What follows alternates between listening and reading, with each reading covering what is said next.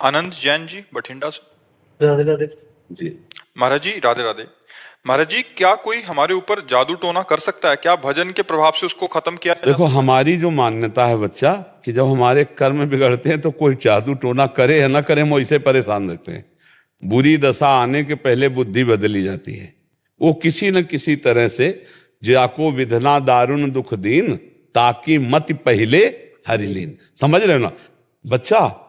हमें जब दुख भोगना होता है तो हमारी बुद्धि ही हमें धोखा दे देती है। हमें लगता है कि किसी ने हमें कुछ कर दिया है, और कहीं इसका सपोर्ट देने वाला कोई मिल जाए कि अरे उसने तुम्हारे ऊपर कुछ कर दिया, जादू टोना कर दिया, बस जान लो फिर परेशान हो, फिर परेशानी हो जाएगी। हम तुम्हें शास्त्र की बात बता रहे हैं, को ना काहू के सुख दुख कर दाता, निज कृत कर्म भोग सुन भ्राता। अब जैसे हमारे पाप कर्म हैं, अब कोई जीवात्मा हमको दंड देना चाहता है, अब वो भूत योनि का हो गया है, अब संयोग बनेगा और वो हमको दंड देगा, क्योंकि हमारे कर्म, और बिना झाड़ फूंक के अगर हमारा कर्म हट गया भोग का, वो अपने आप हट जाएगा, खत्म हो जाएगा। ऐसे ही रोग आ जाते हैं, ऐसे व्यक्ति से घटना हो जाती है। हम जा रहे हैं, हमारा कोई दुश्मनी का मतलब नहीं है, और जरा सा ऐसी घटना घटी, वो मार पिटाई, दुश्मनी, और भारी दुश्मनी बन गई। कर्म, भूत का ऊपर आवेश आ जाना, या शरीर में रोग आ जाना, या कोई एक्सीडेंट घटना होकर शरीर का अंग भंग हो जाना, या किसी व्यक्ति से अचानक द्वेष हो जाना, ये और कोई नहीं है, ये हमारा कर्म है। अगर हम कर्म संभाल लें तो सब ठीक हो जाए। तुम तो बच्चा घर में रहते होगे, हम इस स्मशान में रहे गंगा किनारे, और जवान बचपन से 13 वर्ष से घूमते, हमको कभी हमारे दिमाग में ना भूत चढ़ा और ना कभी कोई तंत्र मंत्र चढ़ा। खूब इस स्मशान में ऐसे कुत्ते लाश नोच कर गाँव में संस्कार कम करते, गंगा में प्रवाहित कर देते थे। अब तो नियम भी लग गए हैं कि आप ऐसे नहीं प्रवाहित कर सकते। पहले ऐसा कोई नियम नहीं था, 40-45 वर्ष पहले ऐसे फेंक दिए जाते थे, तो कुत्ते घसीट लाते थे, नोच रहे, तो गंगा किनारे ही रहते थे हम। वो सब दृश्य कहीं कुछ नहीं बच्चा। अपना कर्म खराब है तो हर जगह कदम कदम पे परेशानी, और अपना कर्म अच्छा है तो इस स्मशान में भी कोई भूत नहीं मिला। समझो, इस स्मशान में भी गंगा किनारे रहने पर कोई भूत नहीं रहा। इसलिए हमें लगता है नाम जप करो और भगवान का स्मरण करने से सब ठीक हो जाता है। और वैसे भी हनुमान चालीसा में लिखा है ना, भूत पिशाच निकट नहीं आवे, महावीर जब नाम सुना है। हाँ, जिस समय भगवान के महाभागवत से हनुमान जी का स्मरण कर, भूत पिशाच निकट नहीं आए। हम जब बचपन में थे तो जिस एक घर में जाना होता था तो एक गली थी अंधेरी, दो होते हैं किसानों के यहाँ गाँव में, दो होते हैं, एक जहाँ जानवर और बैठक होती है, और एक होता है घर जहाँ घर परिवार बहुएं रहती है, तो थोड़ा अंतराय होता है। तो वहां से जब जाओ तो अंधेरे गली थी, तो जैसे माता जी कहते बहुत डर लगता है, तो कहते थे हनुमान जी जपो। तो ऐसे आस पास देखा, अंधेरे में बिजली तो गांव में होती नहीं थी, तो जय हनुमान जय हनुमान जय हनुमान, और तीव्र गति से भाग गए और अपने घर में गए जय हनुमान। और ये पक्का विश्वास था कि जय हनुमान कहेंगे तो भूत छुएगा नहीं, क्योंकि अम्मा ने बताया है कि जय हनुमान कहने से संस्कार बचपन से पढ़ते हैं। माँ ने भक्ति के संस्कार, भगवान के संस्कार डाल दिए। तो बच्चा निर्भय रहो, नाम जप करो, और जो कोई मानसिक या शारीरिक भूतावेश या किसी भी तरह का कोई भी दुख है, वो हमारा कर्म है। ऐसे पूरे संसार में भूत है, किसी के निचिपट जाएंगे, उसी के चिपटेंगे जिसका संस्कार है, जिसको भोगना है, वैसे फिर वो कष्ट भोगता है जीव। तो इसलिए मुझे लगता है अगर नाम जप करो, भगवान की भक्ति करो, तो कोई परेशानी नहीं आएगी, कोई भूत प्रेत नहीं सता सकता है। हम खूब बचपन से घूमे, किसी का साथ नहीं रहा, कभी कोई सताया नहीं। तो हमें लगता है बच्चा कोई भी दुख परास्त नहीं कर सकता है, भगवान का भरोसा हो और भगवान का चिंतन हो। चिंतन भगवान का हो तो कोई दुख परास्त नहीं कर सकता। और भगवान का चिंतन न हो, शरीर स्वस्थ है, सब व्यवस्था है, फिर भी जलोगे, कामनाएं जलाएंगी, आपका गलत चिंतन आपको जलाएगा, पड़ोसी जला देगा, कोई द्वेष वो आपके चिंतन में आके आपको क्लेश देता रहे, और भारी कष्ट है। और भगवान आनंद सिंधु का चिंतन है, तो देखो आप लोग भी सुनने आते हो, क्या आनंद की बात सुनने आते हो, आनंद का क्या महिमा ये देखने आते हो। साधु महात्माओं को क्यों देखते हैं? ये भगवान के भक्त है, आनंद सिंधु के भक्त है, देखते हैं भक्ति का क्या स्वरूप है। एक अलौकिक शांति मिलती है। देखो आप लोग यहाँ बैठे हो, एक अजीब शांति, एक अलौकिक शांति जो किसी भी तरह से अन्य उपायों से नहीं हो सकती, वो यहाँ बैठने मात्र से आपको मिलेगी। क्योंकि भगवान का धाम है, भगवान की भक्त जैसे भी हैं भगवान के ही है ना, तो उसका प्रभाव होता है, जो परिवर्तन होता है ना लोगों के दिमाग का। तात स्वर्ग अपवर्ग सुख धरी तुलाए कंग, तूलन ताय सकल मिल जो सुख लव सत्संग। ये भगवान के प्रभाव से होता है, क्योंकि हर समय भगवान के जैसे चिंतन हो रहा है, अब जो बोल रहे हैं तो भगवान की बातें बोल रहे हैं, तो आपके दिमाग में वो जाकर अपना प्रभाव डालती है। और अगर हम भगवान के भजन में न हो तो चाहे जितनी बातें बोले आपके ऊपर प्रभाव नहीं पड़ेगा।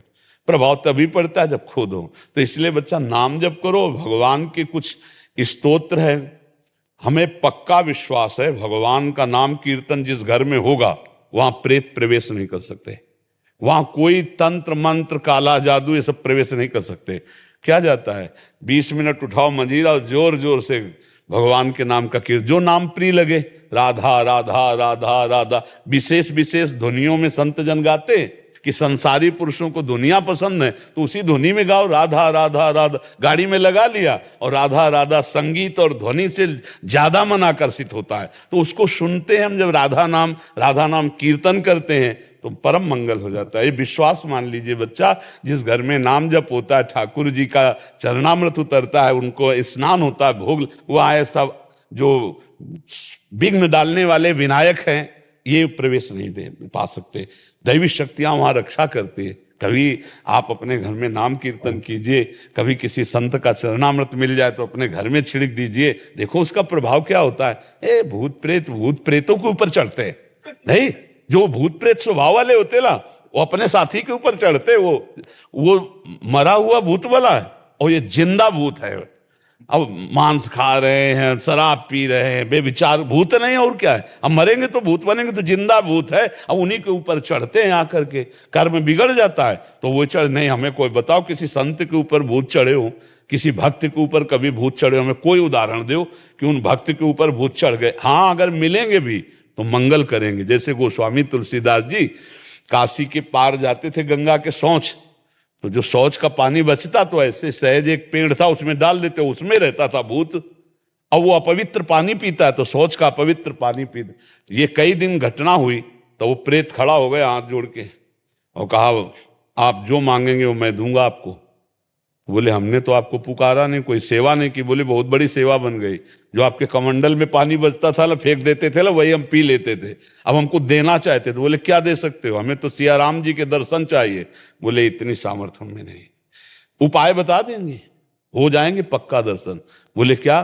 बोले जब राम कथा कहते हो तो उस समय हनुमान जी कथा सुनने आते हैं, उनके पैर पकड़ लेना, वो तुम्हें दर्शन करा देंगे। बोले हम पहचान कैसे पाएंगे कि हनुमान जी आते? तो बोले सबसे पहले कथा में आके बैठ जाते हैं और मलिन भेष है और बूढ़े स्वरूप में आते हैं और सबसे पीछे कथा में प्रणाम करके जाते हैं। जो ऐसा करे वो हनुमान जी होंगे।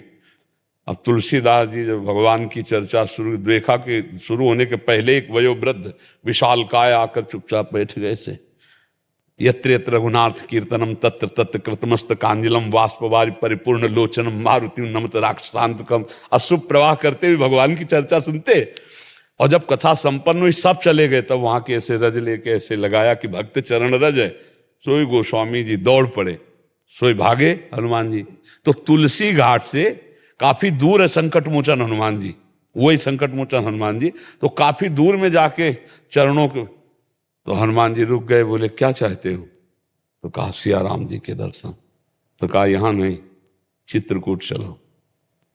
तब चित्रकूट हनुमान जी लिवा गए। फिर राजकुमार के रूप में जब राम लक्ष्मण जी के दर्शन हुए, चंदन, तो वो लीला। तो देखो प्रेत ने भगवत साक्षात्कार का विधान बना दिया।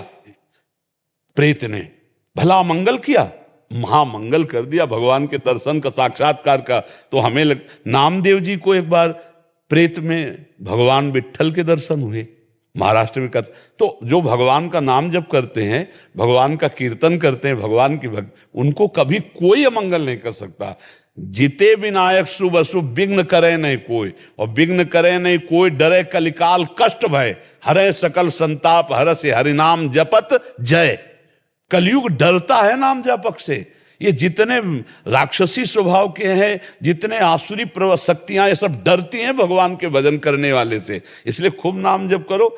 और ये जादू टोना और कोई काला जादू दुनिया के जो है ना, ये कुछ असर नहीं करेगा। भगवान का भजन करो। अब भगवान का भजन नहीं करोगे तो कोई जादू टोना करे चाहे न करे, वैसे दिमाग खराब है। जहां डिप्रेशन की दवा होती, उनमें बैठो जाकर डॉक्टरों के पास, तो 50 लोग आते हैं। अब उनका दिमाग ही उनको परेशान किए, उनके कौन भूत चढ़ा हुआ है। अब निगेटिव सोच, नकारात्मक सोच कर करके उनको परेशानी हो रही।